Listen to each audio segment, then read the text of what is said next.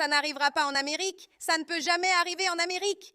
Chérie, tu crois que les gens du Royaume-Uni pensaient ça? Qu'on allait envahir leur pays avec des islamistes qui forment des réseaux pour exploiter les jeunes filles de leur quartier? Tu pensais vraiment que l'islamisation allait littéralement prendre le contrôle de la couronne? C'est ce que tu croyais que le Royaume-Uni s'attendait à voir arriver? Et tu penses que c'est peut-être en partie pour ça que le Royaume-Uni a laissé entrer tous ces immigrés en masse illégalement en apportant leurs croyances religieuses, qui ne sont absolument pas alignés avec le système britannique et la façon de vivre au Royaume-Uni? Tu crois qu'ils pensaient que leur pays allait être envahi? Non, ils ne le pensaient pas. Voilà la révélation, ils ne s'y attendaient pas.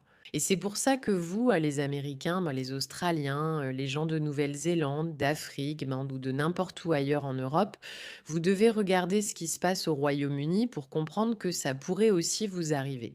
Et j'aimerais pouvoir dire que j'exagère, mais hélas, rien de tout cela, pas même un tout petit peu, n'est exagéré. Les villes du Royaume-Uni ont fait l'objet d'une prise de contrôle dans le cadre d'un plan systématique. Et si vous ne voulez pas que votre ville fasse à son tour l'objet d'une prise de contrôle dans le cadre exactement du même plan systématique, alors regardez et apprenez des erreurs commises par le Royaume-Uni. Un jour, vous me remercierez peut-être. Êtes-vous prêt? Non, bienvenue dans la résistance. Je suis Meraka, votre animatrice.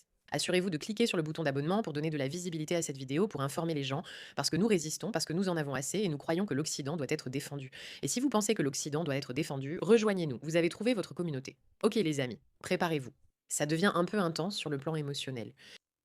Une partie de Londres qui est méconnaissable. Vous allez être choqués. L'islamisation de l'Occident est réelle. D'un côté, notre tolérance et liberté d'expression sont utilisées contre nous. Je ne vais pas y aller un par un, espèce de sale Jésus. Nous avons la Palestine. Non, non, non. Nous sommes un pays tolérant. L'Occident est un endroit très tolérant. Et les islamistes comprennent cela et ils utilisent nos propres libertés contre nous. Très bien les gars, nous sommes ici au Royaume-Uni du Pakistan. Pour ceux qui l'ignorent, c'est Rebel News avec Camille B et Stephen de Visegrad 24 que vous devriez déjà bien connaître, car ils font un travail remarquable pour révéler l'actualité en Europe. Et Camille B est un excellent journaliste à lui seul qui se rend dans ces endroits pour essayer de nous montrer la vérité de ce qui se passe, et non les mensonges que les médias essaient de nous faire croire. Maintenant, est-ce que cela se passe dans chaque ville du Royaume-Uni? Non, mes amis, cela ne se passe pas dans chaque ville, mais cela se passe dans suffisamment de villes pour que vous soyez très, très, très, très inquiets. Et si vous ne me croyez pas, continuez simplement à regarder. Vraiment, je suis uncivilized.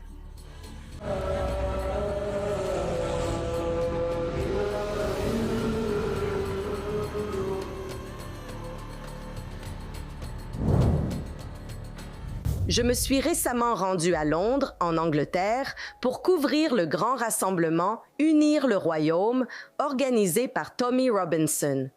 J'ai été envoyée là-bas en avance, car Keir Starmer a commencé à interdire l'entrée aux militants étrangers, aux politiciens et même aux journalistes, simplement parce qu'il n'est pas d'accord avec eux, comme un bon communiste.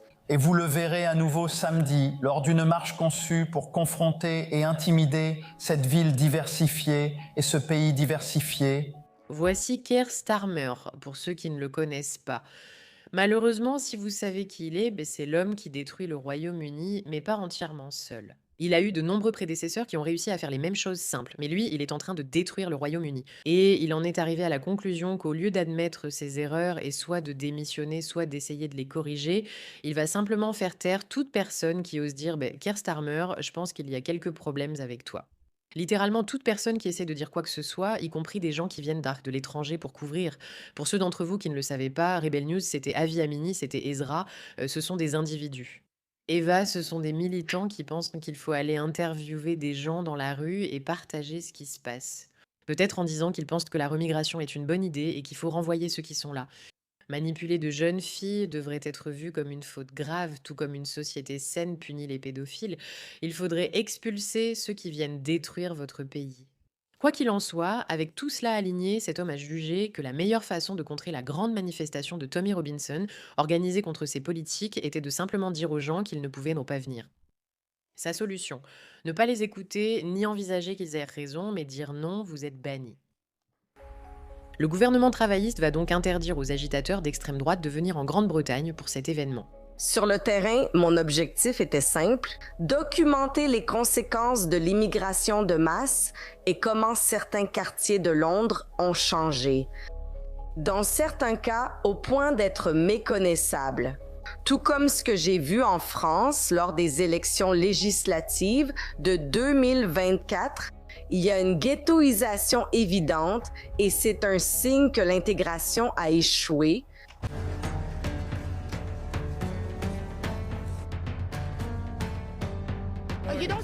Juste un rappel à toutes ces personnes qui disent « Mais j'ai de la sympathie, je ne suis pas raciste et je ne pense pas qu'on devrait interdire une religion entière. » Il ne s'agit pas d'interdire une religion.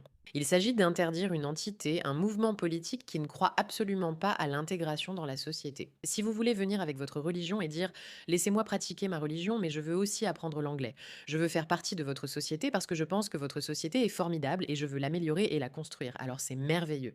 Venez avec votre religion. Mais si vous dites « J'ai cette croyance religieuse qui cache en fait des convictions politiques pour vous culpabiliser si vous critiquez mes actes. Et je n'ai aucun intérêt à m'intégrer dans la société. En fait, non seulement je ne veux pas m'intégrer dans la société, mais je préférerais aussi changer votre société et vous rendre plus semblable à moi. C'est là que nous commençons à avoir un petit problème, mes amis. Juste un tout petit souci minuscule. Vous devez l'accepter, on est d'accord? Comment tu t'appelles? Mangali. Française? Non, Bengali. Juste Bengali? Bengalien.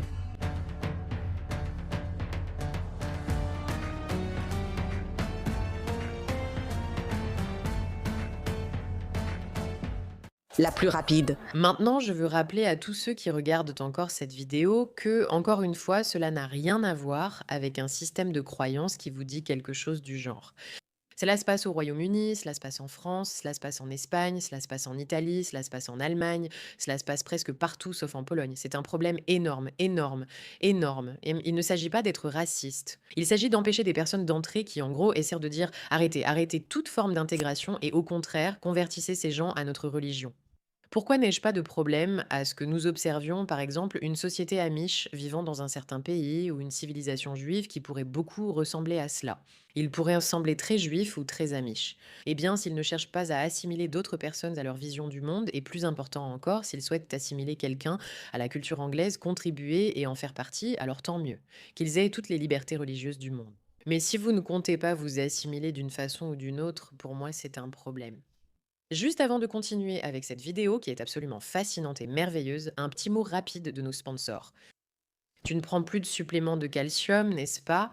Tu sais sûrement que ça ne t'aide pas vraiment, surtout sans assez de collagène dans ton corps.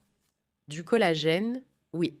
Oui, j'ai aussi été surprise car moi aussi j'étais dans votre situation et j'ignorais qu'après 30 ans, notre corps produit 1 à 2% de collagène en moins chaque année. J'ai eu des problèmes d'articulation pendant des années. J'ai testé de nombreux compléments, puis j'ai découvert le collagène Native Path issu de bovins nourris à l'herbe et tout a changé, car c'est le vrai secret pour garder une peau ferme, des os solides et des articulations en bon état. Ce n'est pas dégoûtant car il se dissout totalement dans l'eau ou le café. Des milliers d'utilisatrices ont eu la même expérience. Meilleure peau, meilleur sommeil, moins de douleurs. Alors améliorez votre vie et soutenez l'émission parce que j'espère que Native Path deviendra notre sponsor grâce à notre offre spéciale groupée, en plus de la livraison gratuite. Alors rendez-vous sur getnativepath.com/mera. cgetnativepath.com/MEIRA. Essayez-le sans risque avec une garantie de remboursement de 365 jours. Les sponsors rendent cette chaîne possible. Nous sommes donc très très reconnaissantes envers vous tous qui avez regardé et replongeons rapidement dans tout ce qui se passe dans cet épisode complètement fou. Et à Whitechapel aux côtés de Stephen Thompson, fondateur de Visegrad 24, et Cam Higby, une journaliste indépendante des États-Unis. L'Est de Londres était un quartier typiquement ouvrier blanc. On peut le voir dans l'architecture. En ce moment, nous sommes dans le centre de Londres. On trouve une architecture bien plus imposante et de meilleurs immeubles d'habitation, bien plus hauts, contrairement à l'Est de Londres qui ne compte que des logements ouvriers. Il y eut aussi un afflux de Juifs d'Europe centrale et orientale à la fin du 19e et au début du 20e siècle. Et puis, à partir des années 50, c'est devenu l'un des quartiers les plus multiculturels et les plus diversifiés de Londres, en particulier les Bengalis. Les Bengalis sont la plus grande minorité. Selon le dernier recensement, ils représentent un peu plus de 30% des habitants. Les Bengalis sont surtout musulmans, avec des mosquées partout. Et puis, bien sûr, il y a aussi la proximité d'une immense richesse parce que la City de Londres et Canary Wharf sont juste à côté. Donc, d'un côté, vous avez une sorte de ghettoisation auto-imposée où la présence musulmane devient de plus en plus dominante, un quartier de plus en plus islamisé, ce qui se reflète dans le conseil municipal. Il n'y a pas un seul Anglais blanc. C'est fou. Pas une seule personne blanche. Pas une seule. Pas une seule. Bravo à cette femme aux cheveux découverts. C'est si rare. Actuellement conseiller à Tower Hamlets, le Lord Mayor bengali, récemment réélu, avait été condamné pour corruption et interdit de se présenter pendant 10 ans. Cette interdiction levée, il vient d'être réélu. La majorité des conseillers locaux sont bengalis, mais il y a cette grande ironie que lorsque vous regardez, vous pouvez voir le bâtiment Walkie-Talkie, vous pouvez voir le Gherkin, vous pouvez voir tous ces gratte-ciel. Il existe une forte dichotomie entre l'extrême pauvreté et la ghettoisation d'une grande partie de Whitechapel, au point que la station porte son nom en anglais et à côté en bengali. Petite anecdote. J'ai d'abord cru que c'était de l'arabe. Depuis, j'ai beaucoup appris. Amis, voici ce qu'il faut noter à ce propos. Vous voyez, ils n'essaient pas d'entrer à cet endroit, n'est-ce pas? Non, ce n'est pas là qu'ils veulent aller. Ils visent que les zones alentours pour grandir et empiéter. Personnellement, je n'aurais aucun problème avec des Bengalis vivant dans une zone donnée. La question est la suivante. Essaient-ils vraiment de s'intégrer au Royaume-Uni? Est-ce qu'ils essaient de devenir citoyens britanniques et de contribuer à la société? Ou essaient-ils de faire quelque chose de différent? En regardant de l'autre côté ou au bout de la rue, on aperçoit les gratte-ciel imposants et la richesse financière de Londres. Très bien, les gars. Nous sommes ici au Royaume-Uni du Pakistan. S'il y a bien quelque chose qui soit de la colonisation, c'est bien ça. Vous pouvez venir prendre des snacks à même le sol si vous voulez. Nous avons ici plein de beaux tissus pakistanais.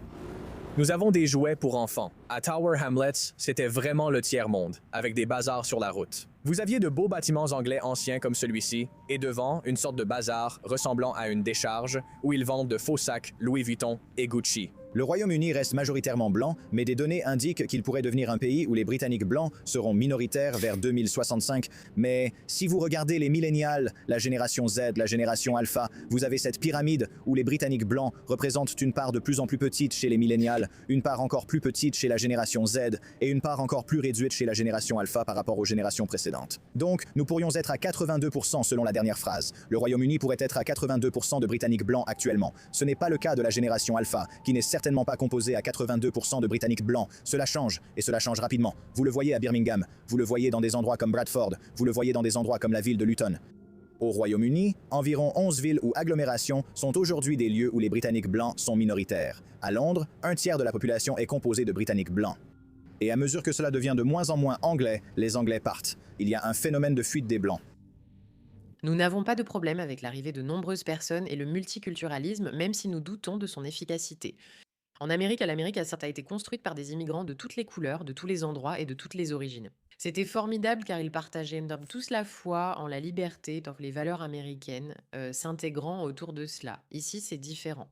Il ne s'agit pas de vouloir une Angleterre majoritairement blanche, personne ne s'en soucie vraiment. Il s'agit du fait que les personnes qui partagent les valeurs britanniques, qui sont souvent blanches, parce qu'elles sont les Anglais de souche. Ce sont eux dont toute la culture et la tradition sont en quelque sorte étouffées par cette nouvelle chose qui arrive pour dire au revoir. On ne se soucie pas vraiment de vous. Nous sommes littéralement ici pour coloniser. Venir coloniser cet endroit et en faire le nôtre.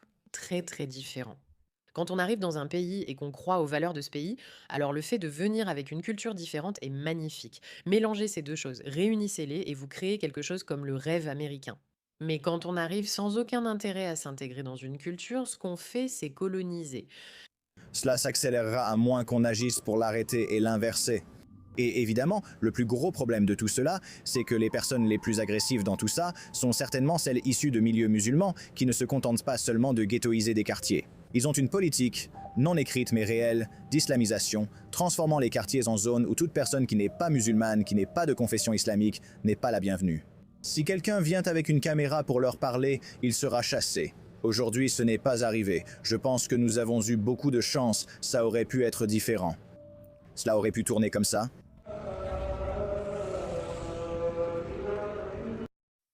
Tu agirais. Tu n'aimes pas les pubs sur YouTube. Que veut-il dire par « ça aurait pu tourner comme ça » ? Nous allons bientôt le découvrir.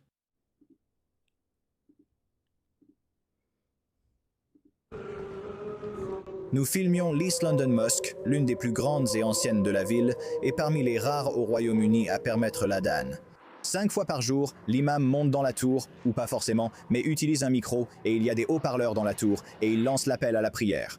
Je suis curieuse. On s'est habitué à ces appels à la prière bruyants des islamistes qui dérangent tout le monde. Comment faisaient-ils avant les haut-parleurs? Est-ce que c'est quelque chose de nouveau?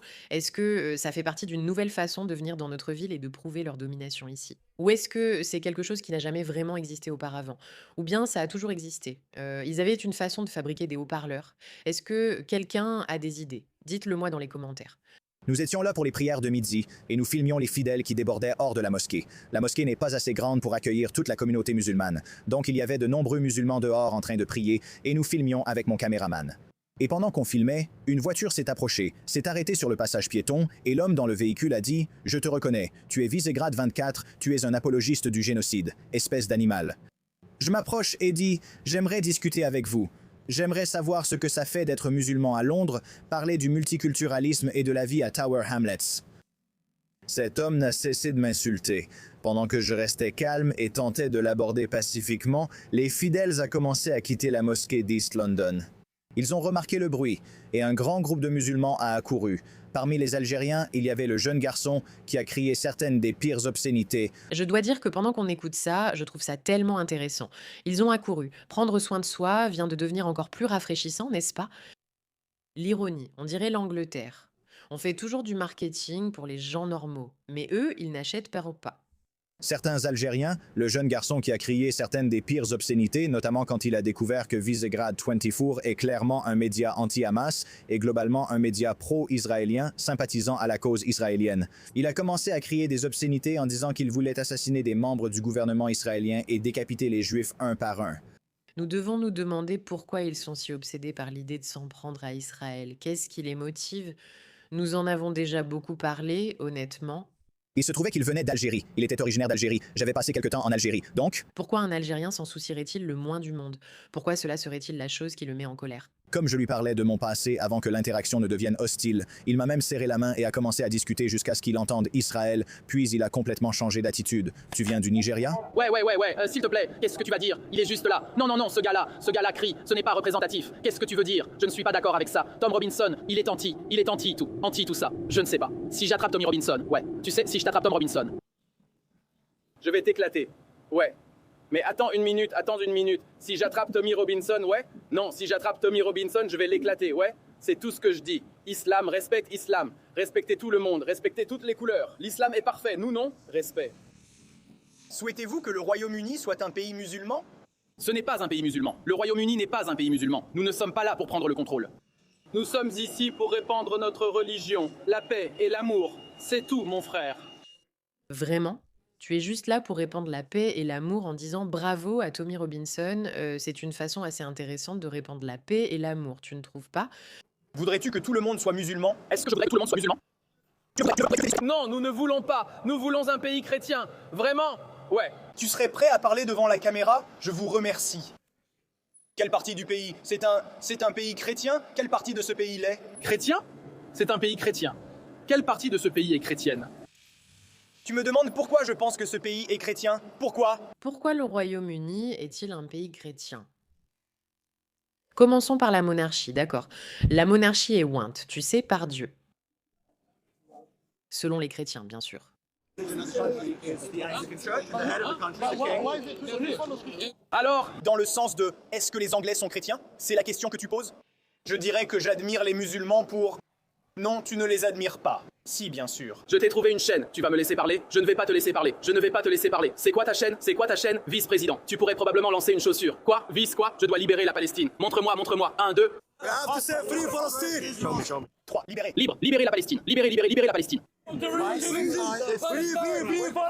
Pendant que nous tournions le documentaire, Stephen Thompson, fondateur de Visegrad 24, filmait la mosquée pendant qu'il priait. Et ils l'ont entouré. Après la prière du vendredi, des centaines l'ont entouré, criant des obscénités, faisant des saluts hitlériens et scandant « Nous décapiterons les Juifs un par un. » Putain, quoi? Hé, putain, filme-moi! Petit rappel, Stéphane n'est pas juif, il a juste un cerveau, donc il comprend la différence entre être une personne à faible QI qui soutient la Palestine et quelqu'un qui réfléchit et soutient Israël. Va voir ton mec. Qu'est-ce qui ne va pas chez toi? Ton mec ne peut pas te voir, frère. Niquez Israël. Libérez la Palestine. On va ruiner le voleur.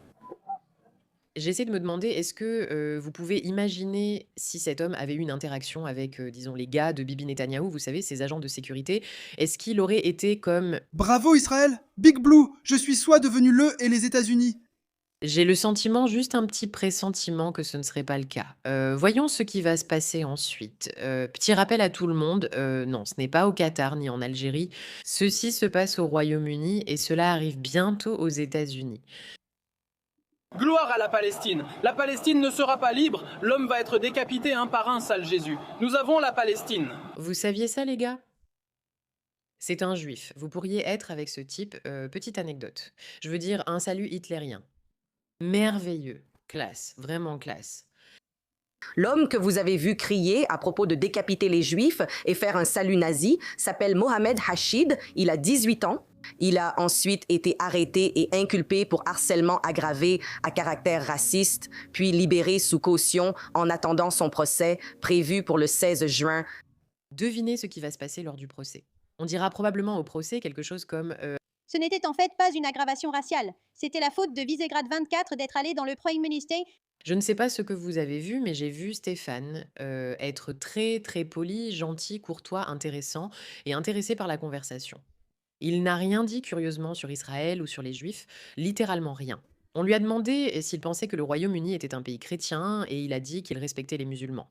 Et voilà ce qui s'est passé.